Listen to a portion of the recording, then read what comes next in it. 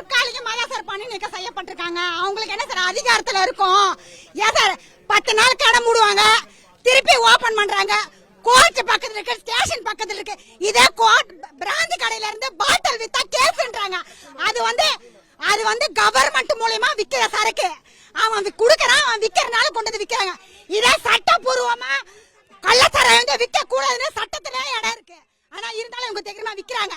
வித்தவன காரணம் government sir, முழுக்க காரணம் சார். 24 ஹவர்ஸ் சார், 24 சீப்பா 60 ரூபாய் அந்த பாக்கெட்டோட விலை சீப்பா சார். இன்னைக்கு கிட்னி போய் நுரையீரல் போய் ரொம்ப பாதிச்சுதான் இருந்தாங்க. இன்னைக்கு அதை குடிச்சு சார் மாமூல் வாங்க இந்த பிரச்சனையே. கட்சியில இருந்து இங்க தெருவுல கூட சரி ஒரு 10-15 நாள் எங்க ஓப்பனா தெரியல. ஆனா இப்பதான் தெரியுது 15 வீடு கிட்ட லஞ்சம் வாங்கிச்சு அப்படின்ட்டு.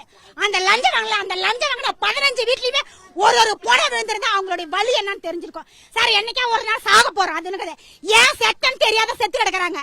எங்க அத்தை நேத்து போவே மாட்டேன்னு சொன்னாங்க. நாங்க பல்கில தான் நாங்க ஏத்தி விட்டோம். இன்னைக்கு நாங்க வரக்குள்ள எங்க பொணமா இருக்குங்க 6 பிள்ளைய பெத்தவங்க அவங்க. இன்னைக்கு சின்ன வயசுலயே அவங்க கல்யாணம் பண்ணி கட்சி நடத்த 6 பிள்ளைய பெத்தவங்க சார். நிறைய இடத்துல கிராமம் ஃபுல்லா சங்கராபுரம் கச்சாப்பளம் எல்லா ஊர்லயும் கிராமத்துல நடந்துட்டு தான் சார் வருது. எல்லா ஊரையும் நடந்துட்டு தான் சார் வருது. இது இருந்தாலும் தெரிஞ்சு தர பொதுமக்கள் வந்து பயத்தினால இருக்கிறாங்க.